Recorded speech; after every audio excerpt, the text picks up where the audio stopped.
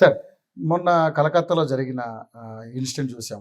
ఒక junior doctor మీద జరిగినటువంటి అత్యాచారం చేసి మరి చంపేశారు. సో గతంలో మనం నిర్భయ చూసాం, తర్వాత మన దగ్గర దిశ చూసాం, తర్వాత మొన్న డిఏవి పబ్లిక్ స్కూల్ చూసాం.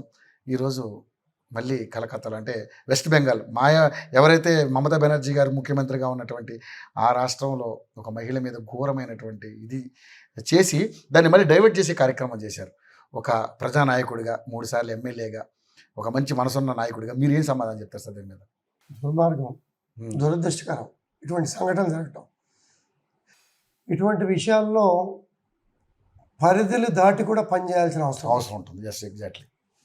అటువంటి దుర్మార్గుల్ని నిర్దాక్షిణ్యంగా శిక్షించగలిగితే భవిష్యత్తులో ఇటువంటి సంఘటనలు జరగవు. ఎటువంటి సంఘటన జరిగినా ఆ రోజు హడావిడి చేయకుండా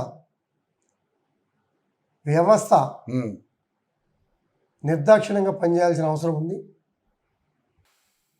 డాక్టర్ మీద జరిగినాయి కానీ, డిఏవిలో జరిగినాయి కానీ, కొన్ని సంఘటనల మీద ఎక్కడ మనం మానవత్వంతో 1% కూడా దుర్మార్గులకి అవకాశం ఇవ్వకూడదు. ఆ దుర్మార్గుల్ని నిర్దాక్షిణ్యంగా శిక్షించాలా, కాల్చిపారేయాలి అవసరమైతే. దిశ చూసాం.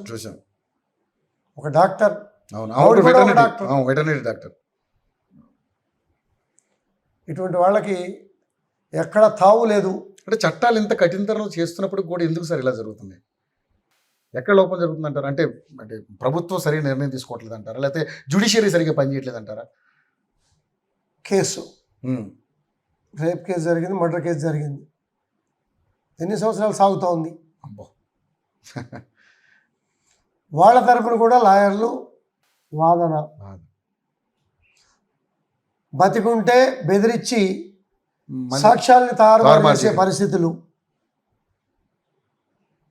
ఇటువంటి పరిస్థితుల్లో చట్టాల్లో మార్పు తేవాల.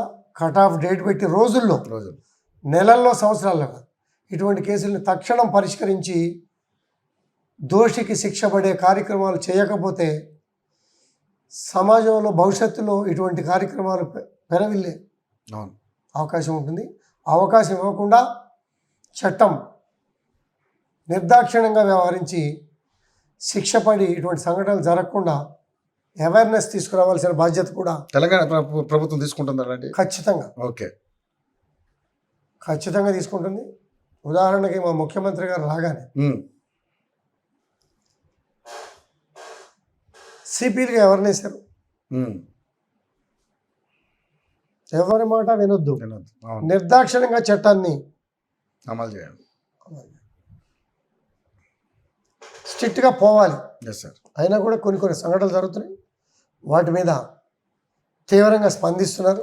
ఇక్కడ ప్రాబ్లం ఏంటంటే వెలుగు చూసే కొన్ని ఏమో అసలు ఎవరికి అంతుపట్టకుండా, కనపడకుండా ఆ కాలగడపంలో కలిసిపోతుంటాయి కొన్ని కేసులు. సో ఏదైనా కూడా ఎక్కడ అన్యాయం జరిగినా మంచి పటిష్టమైనటువంటి న్యాయ వ్యవస్థ, ప్రభుత్వం కూడా ముందు చొరవ తీసుకోవాలని చెప్పేసి మీరు కూడా చెప్తున్నారు. అందరం కోరుకోవాలి. ఆ విధంగా మీరు కూడా చేయాలని మా ఛానల్ తరపు నుంచి మేము కూడా తప్పకుండా. Thank you sir, thank you so much. మీ సమయాన్ని కేటాయించారు, మాకు చక్కటి ఇంటర్వ్యూ ఇచ్చారు. Thank you. మీ నియోజకవర్గ అభివృద్ధి కోసం మీరు చేసే ప్రతి పనిలో మీ ప్రజల అండదండలు ఉండాలి, అలాగే మీ అండదండలు కూడా ప్రజలకు ఉండాలని మనస్ఫూర్తిగా ఏటీవీ కోరుకుంటాను. Thank you sir, thank you so much.